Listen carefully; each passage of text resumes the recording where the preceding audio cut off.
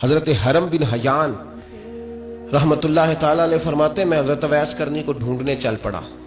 ڈھونڈنے بھی اسے نکلا جسے کسی نے نہیں ڈھونڈا اور جو کبھی کسی کو نہیں ملے. حضرت اویس کرنی، یہ فکرہ کسی درویش نے نا حضرت اویس کرنی کے لیے کہا. یہ فکرہ پورا فٹ انہیں پہ آتا ہے. اسی کسی دے کچھ نہیں لگتے نہ کوئی ساڈا دردی، کوئی جرانہ نہیں، کوئی دوستانہ نہیں. حضرت اویس کرنی کا مزار بھی کنفرم نہیں کہ کدھر ہے. بس اسی کسی دے کچھ نہیں لگ رہے. کیا ضرورت ہے؟ بس ٹھیک ہے. اپنا جو ہے انداز سارے زمانے سے علیحدہ کر کے رکھا انہوں نے، علیحدہ، الگ تھلگ. تو حضرت خواجہ اویس کرنی کو ڈھونڈتے ڈھونڈتے کہتے ہیں میں گیا، کرن گیا. حضرت حرم بن، یہ داتا صاحب نے اس کو لکھا ہے. فرماتے ہیں میں گیا تو مجھے لوگوں نے کہا وہ تو حج کرنے چلے گئے. کہتے جب میں مکے گیا تو میں نے لوگوں سے پوچھا اویس کرنی آئے تھے؟ کہنے لگے ہم تو نہیں جانتے. یہ تو میرے جیسے لوگ ہوتے ہیں نا جن کی تصویریں زیادہ نکلتی ہیں تو جن کی ویڈیو زیادہ ہوتی ہے تو لوگ زیادہ جاننے لگتے ہیں، ورنہ رب کریم کے بندے تو چھپے ہوئے چکر میں پڑے ہی نہیں. کون اویس کرنی؟ تو انہوں نے کہا کہ حضرت اویس کرنی، چہرے پر برس کے داغ ہیں، کمزور سا وجود ہے، داڑھی زیادہ گھنی نہیں.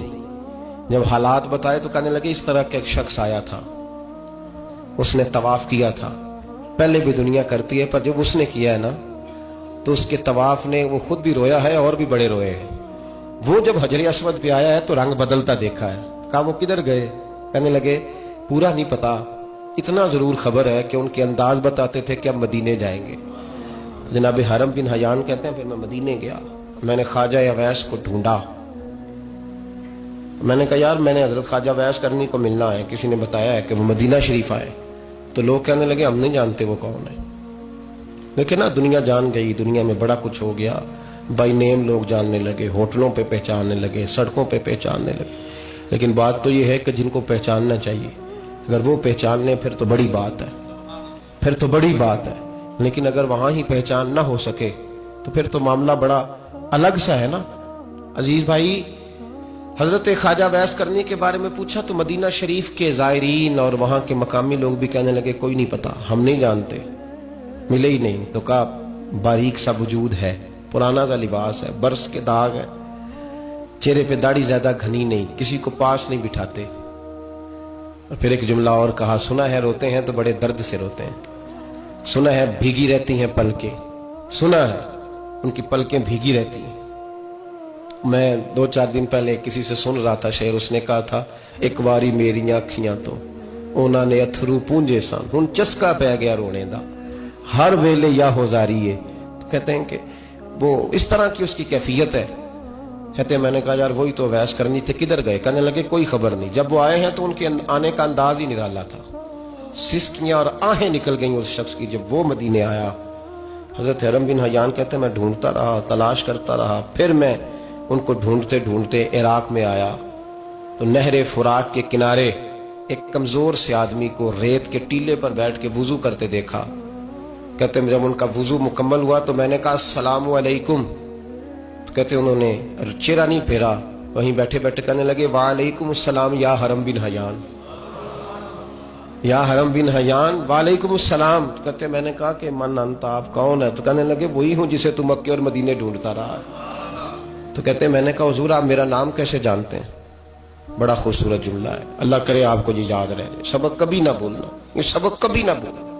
بابا صاحب کے مزار پہ گئے تو خالی آ گئے، داتا صاحب گئے تو خالی ایسے چلے گئے. ہم فارغ لوگ تھے، کوئی کام نہیں تھا کہ بابا فرید کی گلیوں میں گھومتے رہے. ہم فارغ تھے کہ 2-2 بجے حضرت سلطان باہو رحمت اللہ علیہ کی جالیوں کے سامنے کھڑے رہے. ہم کو پتھر چاٹنے والے لوگ تھے کہ آدھی آدھی رات بیت گئی اور ہم بزرگان کرما والا شریف کھڑے رہے. یہ کیسے ہو گیا کہ محدث اعظم کے مزار پہ کھڑے رہے؟ ایسے ہی کوئی بات تھی؟ حضرت اویس کرنی بول کر فرمانے لگے، کہنے لگے کیا کہا تو نے کہ میں تجھے کیسے جانتا ہوں؟ فرمانے لگے تو مجھ سے پیار کرتا ہے، عارف تو روحی من روحی کا، میری روح تیری روح کی جاننے والی ہے. یہ روحوں کا رشتہ ہے، یہ خطا نہیں جایا کرتا. عارف تو روحی من روحی کا، میری روح تیری روح کو جانتی ہے. یہ کیسے ہو گیا؟ کوئی ایسے لوگ تھے تو اتنی جگہ مجھے تلاش کر آیا اور میں تجھے جانوں نہ؟ یہ کیسے ہو سکتا ہے؟ یہ کیسے ممکن ہے؟ تو ڈھونڈتا رہا گلی گلی اور میں کہوں کہ میں تجھے جانتا نہیں. فرمایا حرم بن حیان میں ہاں میں دعا کرتا ہوں اللہ کی بارگاہ میں کہ رب کریم مجھے اور تجھے جنت میں اکٹھا کر دے. کہتے ہیں جب انہوں نے یہ دعا کی تو وہ چل پڑے. میں نے کہا حضور کہاں جا رہے ہو؟ فرمانے لگے میرا پیچھا نہ کرنا, میں کسی اور منزل کا مسافر ہوں, اور جس رستے میں چل رہا ہوں نا ان منزلوں پہ ساتھ نہیں کسی کو لیا جاتا. یہ میری اپنی ذاتی منزل ہے, اس میں پاؤں پہ چھالے ذرا سخت ہوتے ہیں. ہر آدمی کا کام نہیں یہاں چلنا, تو مجھے تنہا رہنے دے اور مجھے اپنی مرضی سے چلنے دے. کہتے میں نے منت کی تو کہنے لگے بس تو نے جدوجہد بڑی کی تھی تو تیرے ساتھ ملاقات کر لی, تجھے پہچان لیا, تیرے ساتھ بات کر لی, ورنہ میں کہہ چکا ہوں اسی کسے دے کچھ نہیں لگ دے. اسی لیے میں نے حضرت غالباً امام شورانی رحمۃ اللہ علیہ کے حوالے سے پڑھا ہے کہ قیامت کے دن جب حضرت ویسے کرنی جنت میں جائیں گے تو ممکن ہے اس وقت بھی لوگوں کو دیدار نہ کرایا جائے, بلکہ امام شورانی کہتے ہیں اللہ 70,000 فرشتے ان کی شکل کے پیدا فرمائے گا اور ان کے جھرمٹ کے اندر چھپا کے انہیں جنت میں داخل کرے گا. ملاقات کس سے ہوگی؟ صرف انہی سے ہوگی جن کے لیے انہوں نے زندگی گزار دی. یا خدا سے ملیں گے یا مصطفیٰ کریم سے ملیں گے. یہ بھی لوگ تو محبت کریں, صالحین کا پیار, نیک لوگوں کی محبت, صالحین کی محبت رستہ آسان کرتی. کوئی شک نہیں کہ زمانے میں سارے لوگ اچھے نہیں ہوتے, برے لوگ بھی آئے ہیں مارکیٹ میں, ہوتے ہیں, لیکن 2 4 5 10 بروں کو لے کر کے اچھوں کی محبت چھوڑ دیں گے, نیک لوگوں کا ذکر چھوڑ دیں گے, ان کا پیار چھوڑ دیں گے, ان کا تذکرہ پڑھنا چھوڑ دیں گے, ان کے پاس بیٹھنا چھوڑ دیں گے. گزشتہ دور میں جو بادشاہ بھی نیک ہوئے نا وہ بھی صالحین کی محبت کی وجہ سے نیک ہوئے. اورنگزیب عالمگیر اگر کچھ بہتر ہوئے تو اس لیے کہ ملا جیون نیک آدمی سے محبت کرتے تھے. محمود غزنوی کی بہتری کا سبب یہ تھا کہ حضرت سیدنا ابو الحسن خرقانی کے پاس جایا کرتے تھے.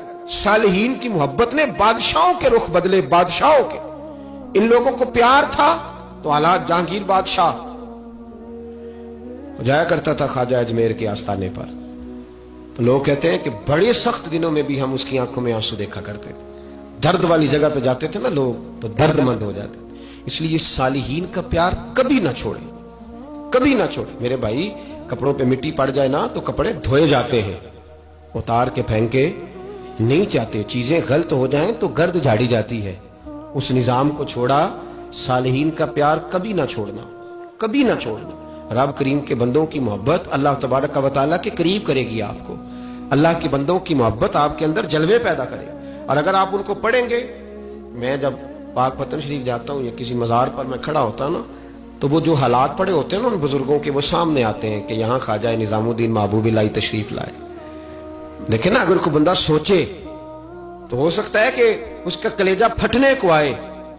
جب خواجہ نظام الدین صاحب کہتے ہیں کہ جو باب جنت ہے نا بابا فرید صاحب کا, کہتے ہیں ایسے ہی باب جنت نہیں. فرماتے ہیں جب بابا صاحب کا وصال ہوا تو بابا صاحب وہیں لیٹے ہوئے تھے جہاں آج ان کی مزار ہے, اور ان کے سرانے بالکل جس جگہ کو لوگ باب جنت کہتے ہیں, کہتے ہیں وہاں میں نے رسول پاک کو کھڑے ہوئے دیکھا ہے. اب کوئی آدمی حضور کی خوشبو محسوس, اس کا ایک ارادہ بن گیا نا کہ یہاں حضور کھڑے تھے, اس پر کیفیت کیا طاری ہوگی, اس پر انداز کیا ہوگا, اس پر وارد کیا ہوگا, وہ کہاں پہنچ جائے گا 1-2 منٹ کے اندر. تو یہ تو اس وقت ہے جب اس کے محسوسات ہوں گے, جب وہ نظریاتی طور پر اس بات سے متفق ہوگا, جب وہ خوشبو محسوس کرنے کی صلاحیت رکھتا ہوگا.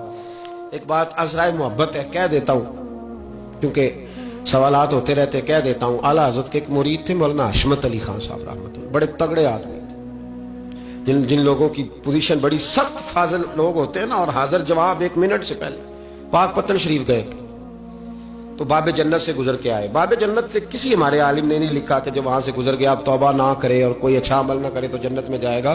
بس یہ کہا کہ ایک دروازہ ہے جہاں خواجہ نظام نے حضور علیہ السلام کو کھڑے دیکھا, گزر جائے کوئی تو الحمدللہ اس کے لیے ایک برکت ہے. لیکن کسی شخص نے یہ نہیں کہا کہ اب وہاں سے نکل کے آ جائے اور معاذ اللہ جھوٹ بولے, جو مرضی کرے اور کہ میں جنتی ہو گیا. یہ مانا کسی بندے نے بھی بیان نہیں کیا. ہاں وہاں سے گزر کے آئے, سچی توبہ کرے, بعد میں اپنے اعمال پہ محنت کرے, اللہ اس کی اسے برکت عطا کرے گا. فرماتے میں پاک پتن شریف سے ہو کے آیا, رش بڑا تھا, اس کے ایام تھے, تو باب جنت سے گزر کے آیا تو میں بس کی چھت پہ بیٹھ گیا. کچھ اور لوگ بھی تھے, تو ان میں سے کچھ ایسے صاحبان بھی تھے جن کو بیماری ہوتی ہے چھیڑ کے رکھنے کی, کوئی نہ کوئی بات کیے رہتے ہیں, یہ ہو گیا تو وہ ہو گیا. کہتے ہیں انہوں نے بات چھیڑ دی, مولانا کہاں سے آ رہے ہو؟ تو میں نے کہا پاک پتن شریف. تو کہنے لگے کہ آپ وہ بہشتی دروازہ جس کو کہتے ہیں باب جنت, وہاں سے بھی گزرے ہیں؟ کہنے لگے الحمدللہ, لائن تو بڑی لمبی تھی پر موقع مل ہی گیا ہے, گزر گیا ہوں وہاں سے. تو کہتے ہیں مجھے سونگنے لگ گئے. کہنے لگے پھر تو آپ جنتی ہو گئے ہوں گے, پر آپ کے پاس سے جنت کی خوشبو نہیں آ رہی. تنزیہ انہوں نے کہا, تنزیہ تو کہتے ہیں انہوں نے طنز کیا تو مجھے بھی حق حاصل تھا، جواب دار جواب کی تو اجازت ہونی چاہیے نا. میں نے کہا مولانا کیوں آپ کیوں سونگ رہے ہیں؟ کہنے لگے میں نے حدیث پاک میں پڑھا ہے کہ جنتی 500 سال بھی دور ہوگا تو اس کے پاس سے خوشبو آئے گی، یعنی 500 سال لگیں گے ابھی اس تک تو پھر بھی جنت کی خوشبو آئے گی، تو آپ سے تو کوئی نہیں آ رہی. کہتے ہیں میں نے ان سے کہا آپ نے ایک حدیث پڑھی ہے، اگلی بھی پڑھ لینی تھی. حضور نے فرمایا جہنمی کو جنت کی خوشبو کوئی نہیں آئے گی. یہ نہیں پڑھی آپ نے حدیث، یہ نہیں نظر سے گزری؟ تو کہتے ہیں اب مولانا مجھ سے معذرت کرنے لگے، کہنے لگے یار آپ تو ناراض ہی ہو گئے. تو میں نے کہا بھی آپ نے کیوں چھیڑی بات؟ میں نے آپ سے کوئی ڈسکس کیا؟ آپ نے پوچھا کہاں سے یار، پھر آپ ہی نے کہہ دیا کہ وہاں سے گزرے کہ نہیں جنتی دروازے سے، پھر آپ نے ہی اعتراض کر دیا. تو پھر ہمیں اتنا تو حق حاصل ہے نا، ہم آہ بھی کرتے ہیں تو ہو جاتے ہیں بدنام، اور تم قتل بھی کر دو تو چرچا نہیں ہوتا. ہمیں بھی تو حق حاصل ہے نا، اتنا تو جواب در جواب ہم دے سکتے ہیں. تو بھائی اس لیے صالحین کی محبت کبھی نہ چھوڑیں، اللہ کے بندوں کا پیار ہو کبھی نہ چھوڑیں. کسی بزرگ کا ذکر ہو، کسی صحابی کی بات ہو، اہل بیت نبی، حتیٰ کہ انبیاء کرام علیہ السلام، اللہ کے انبیاء کی محبت، ان کی تعظیم، ان کا اکرام اپنے دل میں بٹھائیں، اس کو جگہ دیں. یہ تکمیل ایمان کے لیے بڑا ضروری ہے. فقط استکمل الایمان کے لفظ آئے حدیث میں. اگر تکمیل ایمان چاہیے، اللہ کی رضا کے لیے لوگوں سے محبت کرنی چاہیے. اللہ عمل کی توفیق عطا فرمائے.